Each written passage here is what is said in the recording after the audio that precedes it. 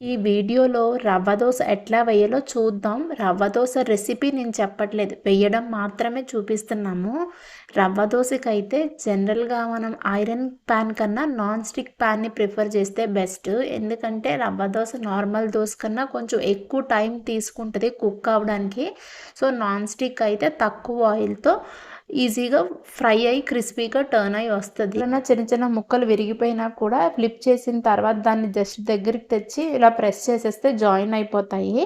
ఏ pan మీద అయితే దోస వేసుకుందాం అనుకుంటున్నారో దాన్ని ఆనియన్‌తో బాగా రుద్దితే దోస మనకి ఫ్లిప్ చేస్తున్నప్పుడు ఈజీగా టర్న్ అవుతది. దోస పాన్ బాగా కాలిన తర్వాత లిక్విడ్ కన్సిస్టెన్సీలోనే బ్యాటర్ ఉంటది కాబట్టి గరిటెతో కన్నా గ్లాస్ ఆర్ కప్ యూజ్ చేస్తే దోస వేసుకోవడానికి ఈజీగా ఉంటది. మేము ఇక్కడ ఒక చిన్న గ్లాస్ తీసుకొని వీడియోలో చూపిస్తున్నట్టు అలా జల్లేయడమే.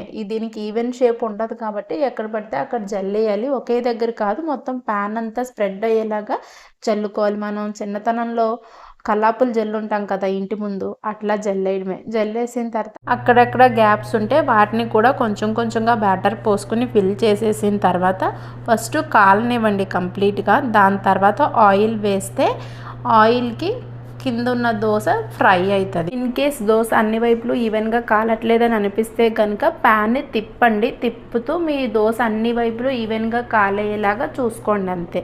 ఎప్పుడైతే కంప్లీట్గా అన్ని వైపులు ఫ్రై అయ్యిందో అంటే జస్ట్ ఒక్కసారి మనం అట్లోస్తో పైకి దోశను లిఫ్ట్ చేయగలిగితే అన్ని వైపుల నుంచి ఈజీగా వస్తుందా లేదా చూసుకుని లైట్ గోల్డెన్ కలర్లోకి అన్ని వైపులు వచ్చిందా లేదా అన్న తర్వాత ఇన్ కేస్ గోల్డెన్ కలర్ వస్తే జస్ట్ ఫ్లిప్ చేసేయండి దోశని. ఇన్ కేస్ ఫ్లిప్ చేసినప్పుడు మీ దోశ విరిగిపోయినా టెన్షన్ పడక్కర్లేదు. ఇది ఎలాగో అన్ఈవెన్గానే ఉంటుంది కాబట్టి విరిగిపోయిన తర్వాత ఫ్లిప్ చేసి ఆ ముక్క ఎక్కడైతే విరిగిపోయిందో అక్కడ తీసుకొచ్చి గరిటెతో మనం ప్యాన్ మీద ప్రెస్ చేసేస్తే అటాచ్ అయిపోద్ది.